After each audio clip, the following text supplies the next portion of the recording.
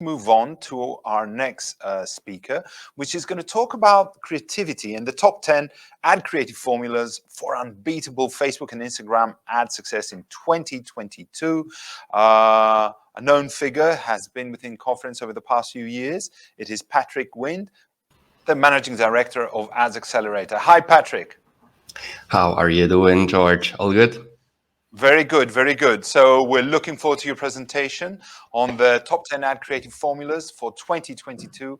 A lot of relevant stuff, and the floor is yours.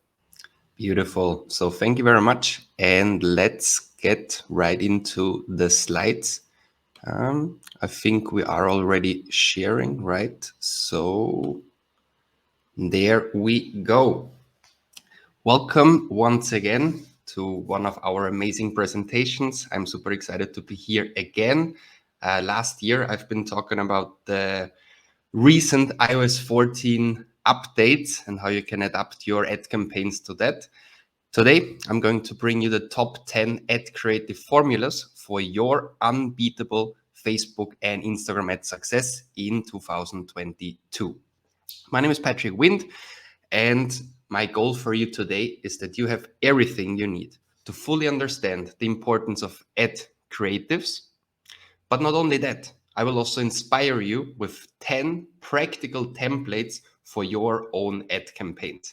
I hope you are as excited as I am, and let's jump right into it. To present myself a little bit, over the past years, I've been working with over 120 different brands when it comes to the Facebook and Instagram ad performance marketing, like A6, Engel & Völkers, Criteo, Conforama, Havaianas, like all of the ones you see here on this screen. And that also brought me into the Forbes30u30 list for digital marketing. What I do right now, I mainly focus on hosting marketing mastermind events like the one here in Ibiza, in Barcelona, or the one we did in Tenerife last week. So that's it from my side. And let's jump right into the content. Last year, I've been talking about the iOS 14 updates, right? But Apple hasn't stopped ever since then. Now there is the iOS 15 update, which makes our life even more complicated, my dear friends. Plus, I'm sure many of you have also read the recent news that Facebook is still negotiating with the European Union if they're gonna stop Facebook and Instagram in Europe, right? So very recent news, and well, I hope it's not gonna take place. But we need to have all of these things in mind when it comes to our performance marketing campaigns. And today I would like to talk about how iOS 15 affects us and how we can still generate amazing results with our Facebook and Instagram ads. Well, iOS 14, iOS 15 basically asks the user if they want to allow the app to track their data or not. And obviously, many people say, no, please don't track, right? So here's the opt-in rate. So people that say, yes, I allow the tracking, it's around 15% worldwide, which on the other hand means that 85% of the people say, no, ask the app not to track, which makes our life relatively complicated as marketers, right? It basically brings us three main issues. First, conversion tracking. I think it was amazing, the presentation we just saw about the conversions API. That helps us to a certain extent, but it's still not that easy, right? So it's not that easy to track if a user has really bought on our website. If you currently run Facebook and Instagram ads, there is typically a big difference between what you see in Shopify, what you see in actual sales, and what the columns in your ad manager actually show. So it's really complicated nowadays to do that. Second, what we know from the past years, which has been working always better and better, have been broad audiences, right? So not very specific 1% lookalike audiences, but rather 5-10% lookalike audiences, or even broad ones where you just select a man between 30 and 40 in Greece, for example. These audiences work very, very well, but ever since the latest iOS updates, they do not work that well anymore. Why? Well, because the algorithm needs data to properly optimize and to sub-segment, right? And this data is not there anymore. So it's really complicated. So it's a big step back for us advertisers. So we really have to narrow down the audiences again with interest-based and all of these hacks. Okay. And third big issue, which is also something that we've just seen now with the Conversions API, the topic of website retargeting. Imagine that someone wants to buy a watch, like this beautiful watch here, okay? And they see the ad, they click on it, they come to the Shopify store, they add to the shopping cart, and then they do not buy.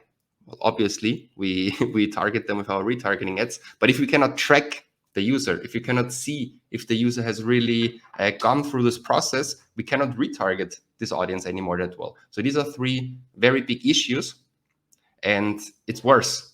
We're not the only ones with our Facebook and Instagram ads. These updates also affect Google ads, YouTube ads, Snapchat, Twitter, Pinterest, LinkedIn, and even Pinterest ads. Okay, so it's a big issue, to be honest. But obviously, I'm not here to talk about problems. I'm here to talk about solutions. Okay, so the solution that I would like to present you today are the top 10 ad formulas. And that comes from the bottom of my heart. So if the technical aspects are not anymore the factor where you can really make the difference, it all comes down nowadays to the creatives.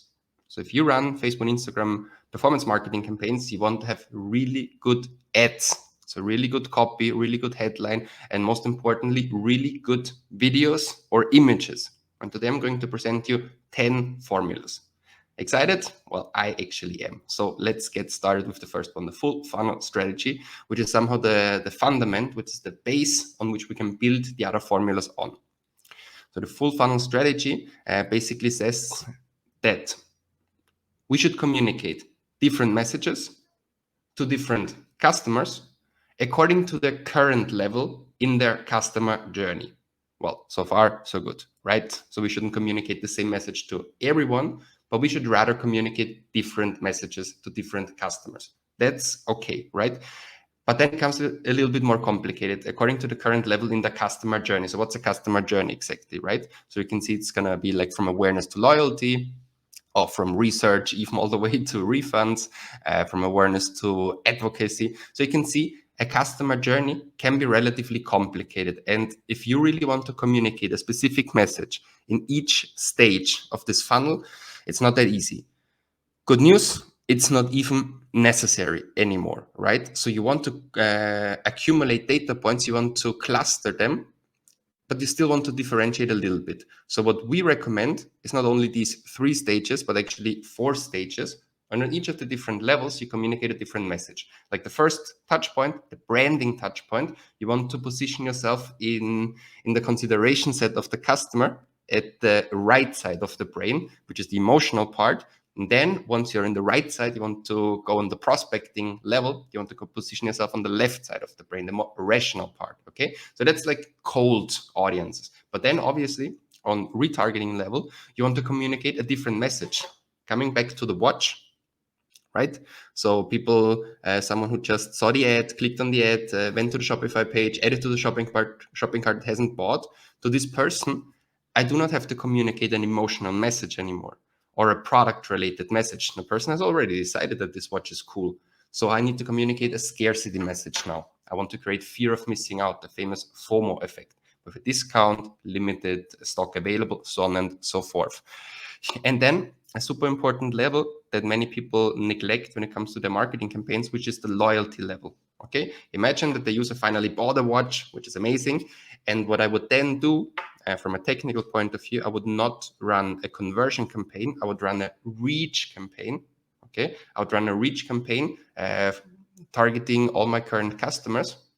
For example, people, the Pixel has tracked that they bought in the last 180 days, or an Excel file from my customers from Shopify that I upload. So basically all the people that have actually bought, I would then limit the frequency to around 3 impressions per week. So you would basically every 2 days impact this person, and you would obviously communicate a specific message, a loyalty message, like sign up for a newsletter. Well, you typically start saying like, thank you so much for being part of our family. Now, what are the next steps? Well, join our Facebook group. Follow us on Instagram, subscribe for our newsletter, be part of the family where you have specific bonuses, you have specific goodies if you form part of that. So yeah, that's the loyalty level. So that was the full funnel strategy. And now, okay, we have the 4 different layers, but which kind of ad should we actually show? Okay, and I would like to present you my favorite one, which is the native Instagram style ad. It's one of the ads that has outperformed many of the others. And I would like to just show you one very quickly. It's like 15 seconds. And I would then like to explain you why it worked that well. Hey guys, Patrick Wind here, and today I wanted to invite you to our brand new masterclass about the 5 steps that brought me in the Forbes 30 under 30 list, and that will definitely also boost your own business as a digital marketing freelancer, consultant, or agency. So very, very short, right? Basically just focusing on creating some attention. Like, why is this weird guy wearing a Christmas hat in the Maldives? So first, attention, interest, desire, action, like the typical thing that you would apply for a script.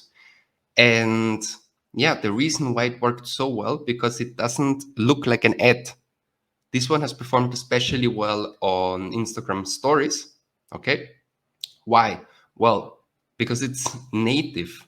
It looks like a normal organic Instagram story. It is actually created within Instagram stories. So instead of going to Photoshop or Premiere Pro or whatever, this is actually a video that has been uploaded to Instagram stories. And then inside Instagram stories within the app, right, with the phone, it has been, these fonts, the text, the colors and everything is a normal font from Instagram stories, the arrow, everything. So it doesn't scream, I'm an ad. It looks very organic, and this works really well. Let's talk about something even more recent, which is not Instagram stories, but Instagram Reels ads. Especially when you're in e-com, I think that Instagram Reels ads is something that you should really focus on. And I think throughout the conference of today, we're going to learn even more about Instagram Reels. Okay. But what's my take on that? Well, Instagram Reels, obviously, and I know the guys from Meta here in the conference, they might not gonna like it too much what I say, but it's basically TikTok, but for Instagram. Okay, so vertical format, short videos, a lot of things going on, and it works very well also for your ad performance campaigns. It honestly does. And there are 2 ways, there are 2 styles that you can run for Instagram Reels. Okay, but before we jump into the styles, I still would like to explain you how the right campaign structure is to make this properly work. Because Instagram Reels ads are in your ad manager when it comes to placements. You have like Facebook, you have the feeds, you have the story formats, and within the story formats there's also Reels. And if you would run an automated placement, it will also show there. But if you would properly break down, you would understand, you would see that it would spend like less than 1% of your budget. It would typically spend on Reels, which is not so good because Reels is a great placement, especially upper funnel, but also lower in the funnel. It actually really converts if you do this right. Okay, so what I suggest is the following. Instead of running a campaign with automated placement, I would suggest that you have a campaign with one ad set where you select specifically Instagram Reels as a placement and nothing more. Okay, I mean, you could then duplicate this ad set for different audiences if you want, but you have a specific campaign with a specific ad set only focusing on Instagram Reels. Why? Well, because this way you can really force the machine to spend on Instagram Reels, and this really works very well. Okay, not only in upper funnel, but also it converts. So what are you gonna show there? First of all, please do not take your Instagram story videos and just use them as reel sets. This does not work. That's what everyone does. Everyone's like, okay, it's a vertical video, a short video. I'm just gonna take my story ads and put them into Instagram Reels. Big mistake. This really does not work. So you rather want to create a specific Instagram Reels video, okay? Because it's a specific placement, it's a specific audience that's there, okay? They expect something TikTok style, right? So a lot of movement. You might want to follow a trend. Here comes a big risk because the trends, they typically are based on a song. like a specific Madonna song or Michael Jackson song, okay? And then people perform according to this trend. And obviously you don't have the rights typically to use these songs. So you could either use a trend risking, right? You could risk it, but it's not recommendable because it's not legal to just take whatever kind of music. So, and it's also relatively complex, relatively time consuming to create these videos. Okay, so for organic, it's fine, but for ads, it's relatively complex. So I typically don't do it that way. Okay, I do it differently. What I do and what works very well is I run image ads in Instagram Reels. Okay, and you might wonder now, because it's not possible to run image ads on Reels, right? Because it needs to be animated. Obviously, what you do, you convert an image into a GIF, for example. You convert an image to a looping video for like 4, 5, 6 seconds or whatever, and then you can upload it. And this, the way that I would do it typically is I would have a static image, okay, and I would have the text flying in. Like here, for example, the Forbes logo, it would not be there from the beginning. It would fly in after 1 second, and the 30 after 2 seconds, in these kind of things. And this works really well, and it's very easy to create. Let's talk about the image text rule. It's also highly related to the Reels ads. In the past, we had this limitation that we were only allowed to use a maximum of 20% of text on top of an ad creative, be it image or video. Well, this rule is gone. You can now really stack your creatives with a lot of text. So this one, for example, clearly has more than 20% of text on top of it. And that's an Instagram story ad that has performed very well for us. So a static image on Instagram stories. And this one, you could also easily apply to Instagram Reels, where you just let fly in first. So it would start blank, right? So only my face and the MacBook and stuff. And then after like half a second, the title flies in, Masterclass for Digital Marketers. And then the hashtags. Once again, it looks very organic. Why? Well, because it was created within Instagram Stories, within the app. So then the freelance and agencies fly in. After 2 seconds, learning 45 minutes, raise your prices, LinkedIn outreach, whatever. I think you get the point. Okay. Let's talk about another amazing hack, which I would call the handheld sign hack. This works, and I'm sure you have seen this in organic. So on Instagram feed, for example, you have seen these kind of posts, right? Where people hold a sign into the camera, and then they communicate a specific message with that, and then they combine it with a long form copy typically. What we have done here was the message of, you want to learn Facebook and Instagram ads, right? And then I tell them my story about me, brands, and I invite them to a free masterclass. And why do you think this works so well? Well, here I would like to explain you a little story. Okay, this image was taken at the beach in Barcelona, and obviously I do not live directly at the beach in Barcelona. I live in the center of the city, and it takes me like 30 minutes to get there. And these 30 minutes have been absolutely mind-blowing for me, to be honest. When I walked there with the photographer to the beach, I was carrying this sign below my arm. Okay, and obviously I would not carry the sign in front of me showing on the street everyone, hey, learn Facebook and Instagram ads. I would not do that, but I would carry it below my arm. Okay, and while I was walking on the street, people came from the other side towards me. And what do you think, guys? From 100 people that walked towards me, and I was just holding the sign here. Okay, what do you think? How many people tried to read what it says? Like everyone, like at least 90% of the people were like walking like this, turning their head around, trying to really understand what it says. And that made me very curious. And then I started a little research on human psychology about that. And there is a phenomenon that's called need for completion. Okay, so the human brain, if it sees uncompleted information, it really has the need to fill the blanks to really understand the whole picture. So if they see, hey, there's a guy, maybe it's from Greenpeace, or I don't know what he says with his sign, I really need to understand. I need to see what it says. Okay, and something that works that well in the offline world, it obviously also works in the online world. Okay, and to get the attention of the potential customer with your ads, it's very easy. You can create a sign, take a picture, and then combine it with a long form copy, obviously applying the attention, interest, desire, action script.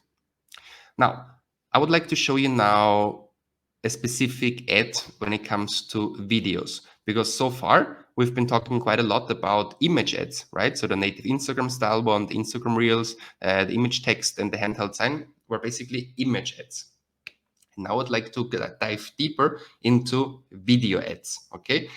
And when it comes to video ads, obviously it's super important that we get the attention of the potential customer, right? So the first second, the first 1 to 2 seconds are highly important, because imagine that you have a great video, but nobody watches it because they just scroll over it. We call this pattern interrupt, okay?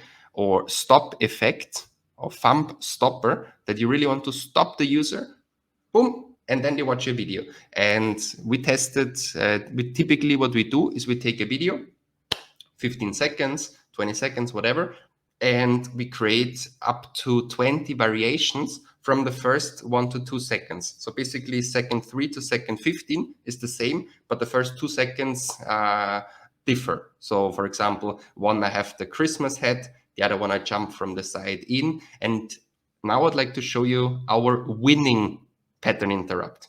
Okay, so we tested 20 of them, and we spent quite a lot of money on the different A/B tests, and that's the winning one. You want to see it? Well, you can actually already see it. It's like this clapper thing. Let me show it to you very, very quickly. Do you sell products or services online, but the cost of your ads is too high and the volume of your sales is too low? Then sign up for a free masterclass to finally scale your sales and profits. See you inside. Right, so basically the ad has been the same afterwards, after the clapper thing. And what was really interesting, like the click-through rate with this clapper was clearly the highest. And it's so cheap, right? You can basically go to Amazon, buy a clapper for like 15 euros, and you start the video like this. You could also start it with basically this kind of effects. All of this works very nicely to really grab the attention with a pattern interrupt. We've been talking about the full funnel strategy, right? With the different levels, like branding, prospecting, retargeting, and loyalty.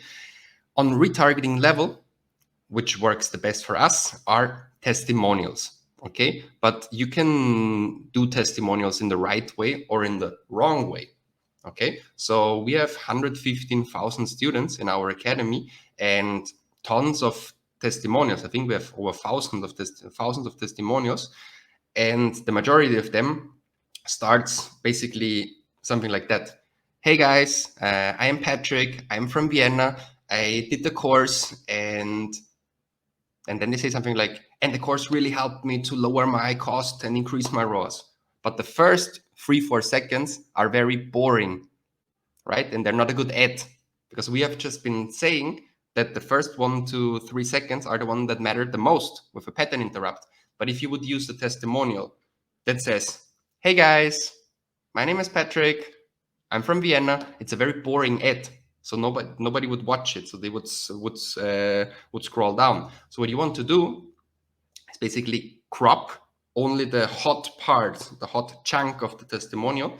And then it's typically very short, because it's just like a couple of seconds where they say, it lowered my cost, it increased my return on investment. So what we do is we create a testimonial Supermix video, okay? And that's basically how it looks like. So it's 4:5 format, so that it works well on feeds. And we also have a version in 9:16 for stories, okay? And we might also need to adapt it to Reels, okay? So you see it starts with a hook in the beginning where you see me and brands and stuff. And then you see we cut away all the boring, hey guys, my name is, we cut away all of that, and it goes straight to the point. You're going to learn from the best. Okay, that's very nice. Thank you. But honestly, working with many e-commerce companies, so they really dive into the hot part. Like this guy says, my understanding of the full funnel improved. So you really take only the very hot part. And this obviously shows a lot of social proof, it gives you authority, and it makes you very credible. And at the end, as every good ad video, it should follow the AIDA principle. So it should stop, it should end with a clear call to action. So that's what we call the testimonial supermix video. Another video type that in our industry works incredibly fine are the content value nuggets. What's a content value nugget? Well, basically, if you want to position yourself as an authority, there are basically 3 layers, right? Level 1, you just say you're an authority. Okay, so basically on my Instagram profile, it says I'm a Facebook ad expert and all of these things. So that's the first layer. Second layer, you have a third-party recommender, like the testimonials that I've just been showing you. Like a third person says he's an authority, which is already good. But the third layer, the maximum, the best layer, okay, is that you prove it. You show that you're an expert. And how can you show it in the best way? Well, you just teach them something that they haven't known so far. Okay, for example, in this content nuggets, we typically show some hacks. We give away some knowledge for free. And that's our ad, not just in organic performance, but also in our ads. In our ads, we already teach something. And the format that we use is we basically repurpose or recycle our YouTube content videos, which are recorded in horizontal format. Okay.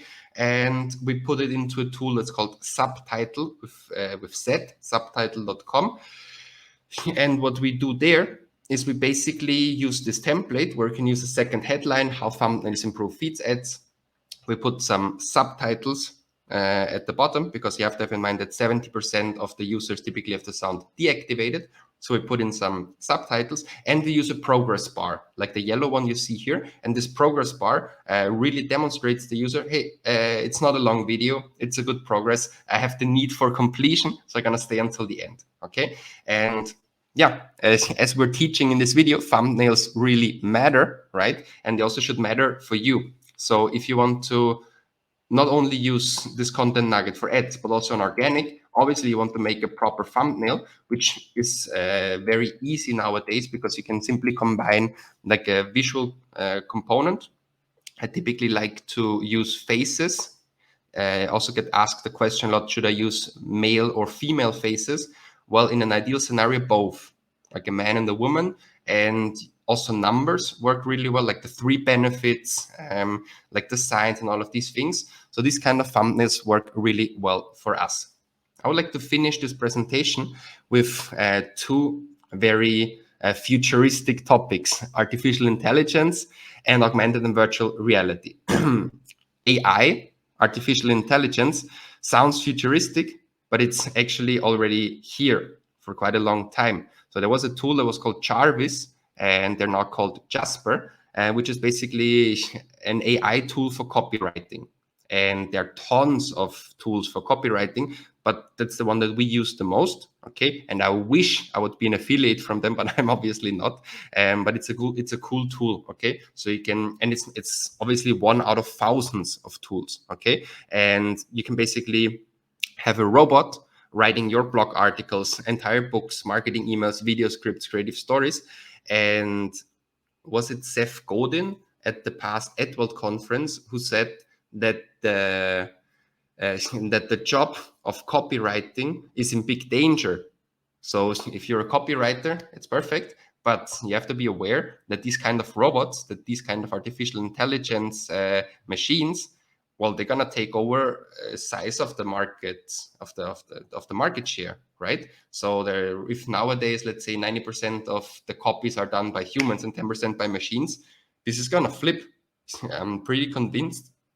And also Seth Godin says that pretty clearly that over the next years, this is gonna shift, that more copy is gonna be created by machines and less by humans. Let's talk more about machines and the augmented and the virtual reality. Okay, so all of us know that the company Facebook has been renamed into Meta for a very strategic reason, because Mark Zuckerberg focuses more on the metaverse. Okay, and here I think, as we are at the AllThings Facebook and Instagram conference, I would like to give this a twist a little bit more when it comes to the ad perspective. Okay, let's first talk about augmented reality ads. Augmented reality, what is that? Just a brief update here. Well, augmented reality typically works nowadays either with like glasses, but typically with the smartphone, okay? Like the typical IKEA catalog, like where you can see how a sofa would look even in your flat, even before you even bought it. And it also augments, it enhances reality. For example, you have some additional information, and obviously people gonna start running ads there, okay? And Facebook, Meta has been so smart and so active on this forefront that augmented reality ads are in the market actually for years. Like this slide, like the Michael Kors augmented reality sunglass ad, actually have been showing since 2020. So it's there for a long time already. And I think now in 2022, it's finally going to reach the masses, okay? With a tool that's called Spark AR. With Spark AR, you can create many of these effects basically on your own. You can also hire an expert, but it's not so difficult if you have some kind of design skills. With Spark AR, you can create these kind of filters. Like here, for example, the brand We Makeup gives the user the possibility to try on a lipstick before they even buy it and see how it would look on them. So with Spark AR, you can really create these kind of effects very easily. And I'm pretty convinced that in 2022, the ad spend, okay, towards AR ads is going to increase heavily. Let's talk about the last point for today, which are virtual reality ads. Okay, with virtual reality, you can enter the metaverse, for example. Obviously, Facebook is gonna, or Meta is gonna allow us to run ads in there. However, I still believe that this is going to take some time, okay? My personal opinion is that augmented reality ads now in 2022 are going to be big already, but for virtual reality, we still need to wait a little bit until our ad spend really is heavily on this platform. And before we summarize a little bit, also an emotional message from your side, because these 10 formulas are very powerful, and I would really invite you to use them for the good. So focus on impact. There's so many possible goals. There are so many possible reasons that you could focus on, and like the 16 global goals for sustainable development, like poverty, like no poverty, zero hunger, good health, quality education. For me personally, and no poverty is something that really matters for me. So I work with an NGO that's called Homeless Entrepreneurs, where we basically help, where we help former entrepreneurs with COVID and stuff that didn't have the best chances in the last couple of months and years, and we help them to get back on track. We even run ads for them and all these kind of things. So I'd really like to invite you to use these 10 ad formulas for the good. Okay, we've been talking today about the full funnel strategy, where we communicate different messages to different customers according to the current level in the customer journey. I've been showing you why native Instagram style ads and Instagram reel ads perform very well. That the 20% image text rule is not in place anymore, but we can actually fill up our images with a lot of text nowadays. The handheld sign for need for completion. We can A/B test different hooks in the beginning, like the clapper. The testimonial retargeting, actually the super testimonial mix, where we show only the hot parts, content value nuggets with the importance of thumbnails, artificial intelligence copywriting, and we ended with augmented and virtual reality ads. Thank you very much for your attention. And if you apply these 10 hacks, 2022 is going to be your year. That was it. Thank you very much.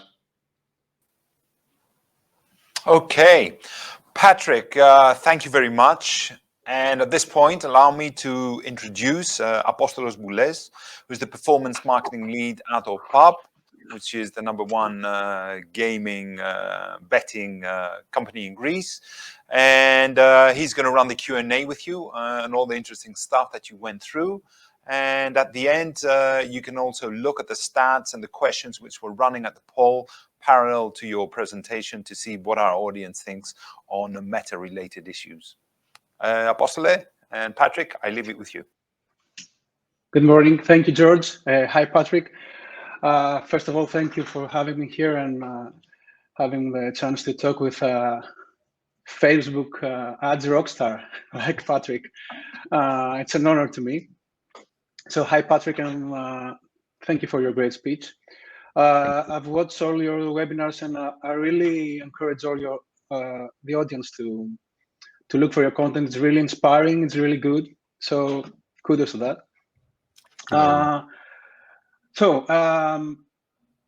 I'd like to start with not exactly a question.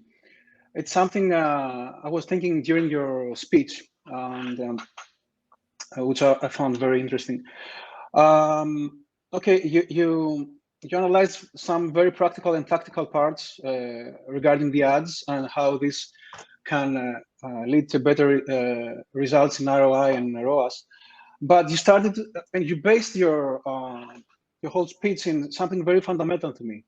It's the full funnel strategy, which it's not so tactical. It's something very fundamental, as I said. So I believe that we live in a digital era that has one and a half decade of life, right? And to me, every 2 or 3 years, we have a whole new generation of tools, platforms, capabilities, you know, so and mindsets, to my opinion. So we have so many new generations produced also in marketers and more specifically in performance marketing managers, right? That I believe that over time they have forgotten, or even worse, they've never been exposed to the marketing fundamentals, because I think it's natural, because with all these tools, these capabilities, this artificial intelligence, it's very easy that there are so many marketers that are very good at creating ad campaigns. They use very efficiently their tools. They can handle tons of workload, right? Impressively efficiently. But I think there is a, allow me the expression, there's a tribe of digital marketers and performance marketing managers that they lack the true fundamentals of marketing because of what I just described.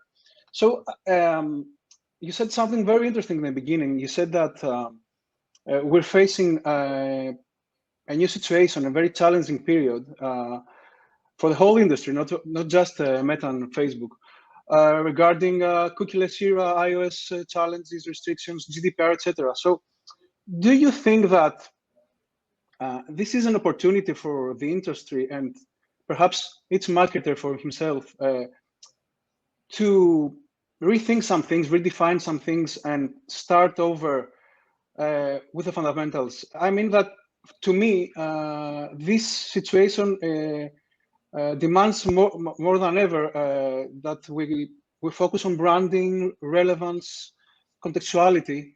I don't even know if that word exists. Sorry. These are becoming, to my opinion, very important. So I think that is a real chance here, an opportunity for the industry and the marketers themselves. So this was not a question actually, but I think it's something I'd really love your opinion about. It's beautiful. So first of all, thank you very much for your kind words. I really appreciate it. And it's super interesting what you say. And I completely agree with you, basically on two things. For us marketers, so first of all, the most millionaires are born in a crisis, right? So now with COVID and iOS 14, iOS 15 updates, so the industry changes, cookieless environment, the industry changes, and let's call it a crisis, but in a positive sense, because it's a huge opportunity for many of us. And as I said, I never like to talk about problems. I like to talk about solutions. And this situation as a marketer really brings us back to two critical things. First is buyer persona and avatar definition. Like in the past, we've been able to just delegate it to an algorithm, to a machine, broad audience, and find me the customers. But that doesn't work anymore that well nowadays. Okay, so it comes back to, once again, a clear buyer persona definition and really define who is my avatar is going to buy it. And on the other hand, basic psychology of messaging, right? So, okay, I showed you 10 little hacks. Okay, you basically use a clapper in the beginning or a sign, but that's not the magic. The magic is what you put on the sign. The magic, what you communicate, the right message. You really want to dive deep into the hearts of the people with the right message. And it's exactly what you say. So it comes down to basic marketing psychology, avatar definition, buyer persona definition, and messaging. I totally agree. And I'll take a step even back and say that we should start working more closely with our marketing teams and design the products. And as advertisers serve this and not just start from the middle of the funnel, as I see that many marketers do because of these conveniences. So, right. okay, thank you very much for this.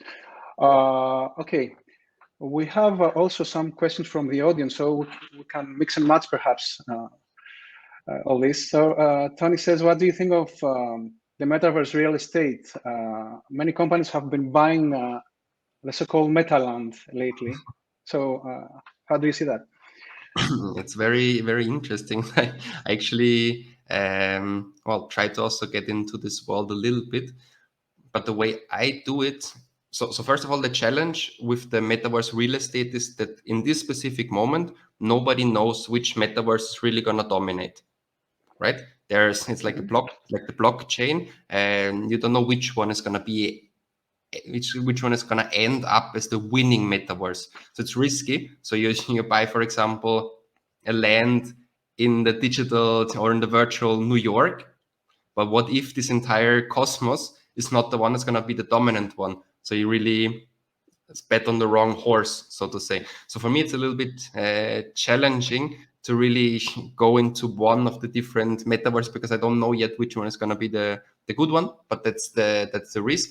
The way that I do it, to be honest, with my personal money and stuff, I invest in the coins of different metaverse real estate providers. Like there's Decentraland. I'm also not so much into these topics, but I just bought via Coinbase quite a lot of coins from Decentraland, which is basically one level higher than buying land instead of in one thing. I also bought shares of Coinbase. That's instead of investing so much in coins inside Coinbase, you know what I mean? I always try to be one level higher in a sense, like, the gold digging phenomena and stuff. So instead of digging for gold your own, you rather want to produce like the stick where people dig for gold, or even want to produce the iron that they use for the stick, so try to be one step higher in the hierarchy. That's my personal opinion on that. Extremely interesting point of view. So is metaverse going to be the next big thing? As we have a little poll here, and half of people say yes, 40% say maybe, and 10% say no. So is it going to be the next big thing? I think yes, but what's your opinion? I have a strong opinion on that. I'm afraid that it's gonna be the next big thing, and I don't like it so much, to be honest. I think it's gonna, like, I have a very strong opinion on that. Like, we live in a universe, like everything is unified, everything's together, and I think the metaverse somehow is not gonna, it's my opinion, it's not gonna help human society to be more a loving tribe, but it's gonna be a more distant and cold tribe, where the fear is nice that I live abroad. I like to connect with my family. I love it. And we do WhatsApp calls, we do Zoom calls. And obviously it's a good idea that we can connect even nicer, but we're humans, we have 5 senses. And the metaverse is not going to allow you to, like, smell, really touch them, really feel them. And I think society is going to be colder, and there's going to be more depression and more suicide rates. So that's my strong opinion on that. Don't feel bad. I have the same opinion, but the point is that it's probably going to happen. So it's becoming the next thing. So we have to adjust in the news environment. And as the second poll question says, start spending on this universe, right? So when do you think it's going to be the basic advertising platform in the next years? It's going to be next year, 5 years? Because in my opinion, if you want to be ahead, you should start being present in this universe. Even if you have to to spend money that you have no actual return. But when do you think that it's going to be mainstream? Yeah, I actually agree with the poll. So they say not 2023, not 2024, not even 2025, maybe later. So the real question is like, when are we as advertisers gonna spend more money inside the metaverse ads than on Yes. traditional channels? And they say later. I think it's very interesting that only 2% say never. I think that's from my standpoint, that's the most interesting learning from that 98% of the audience thinks and is convinced that at one point of time we're going to spend more money inside the metaverse than in the traditional channels. So that's super interesting. So 98% are convinced that the metaverse is really going to be the next big thing.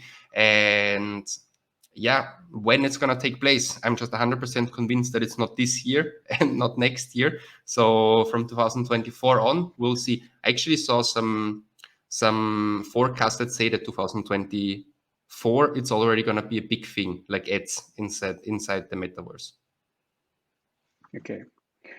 I believe that once we get out of this supply crisis with all that chips and silicon, they're too expensive right now. Don't have so many supplies. I think that once we get out of this, this will explode, because it's a matter of technology first of all, and then adoption. So I believe that me too. 2 or 3 years from now, it's going to be the main platform. Great. Okay. I don't know if we have any more time to keep going, or we should. Okay, sorry. One more question. Okay. Fotini says, what's your opinion about the rumors that Facebook and Instagram will no longer be active in Europe because of all these issues with data transfer? It's a huge topic. And what do you think? How often did I receive this question in the last 48 hours? I think it's in the 3 digits, to be honest. Like my WhatsApp exploded, my LinkedIn, and also my email exploded. So everyone just asked me, like, hey, Patrick, is this real? Or is this just fake news? And, you know, like, there are many people that work in Meta at this conference, and I think they're the better source to answer this question, because I do not work for Meta, so I don't know exactly how serious it is. But I am from Austria, and I think this entire data protection thing comes from an Austrian lawyer. He's actually studied at my university, to be honest. He's more or less my age. It's not like this 50-year-old lawyer. It's like a 30-something dude that really brings the risk that Facebook leaves Europe. Yeah, my personal opinion on that, and as I said, I'm not the right source to really have some qualitative answer to that. But my personal opinion is that this threat is already there for a couple of years. So this Austrian lawyer is already in this process for 2-3 years. And it's not the first time that I hear, hey, so if you do not allow us to send data from Europe to the States, then we have to leave. And it's not the first time that I hear this. I listened to that, I think in 2020 for sure, maybe 2019 even. I keep hearing that this threat exists, and that Facebook, obviously they negotiate, right? Obviously they say, well, if you don't want us here, okay, all fine, which gives them negotiation power. And nothing has happened ever since then. However, the entire data protection has become incredibly more strict than a couple of years ago. So I think it's something that is real. It's a threat that exists, but I still believe it's much more likely that they're gonna find a solution and they're gonna stay. Great. Okay. I wish we had some more time to keep going, but unfortunately our time is up. But thank you so much for this discussion. I really appreciate it. Welcome. Thank you, sir. Yes, and what a macro topic you just touched upon there right at the end. with the legal implications and moving data, etc. But it's not just the legal implication. There's a lot of economics and finance behind that as well. So the implication of moving stuff and data to the States or keeping it in Europe has a lot to do with the entities behind it and how they're going to be taxed. So let's leave it at that and let's move on to our next presentation. Patrick, thank you once again for a great presentation.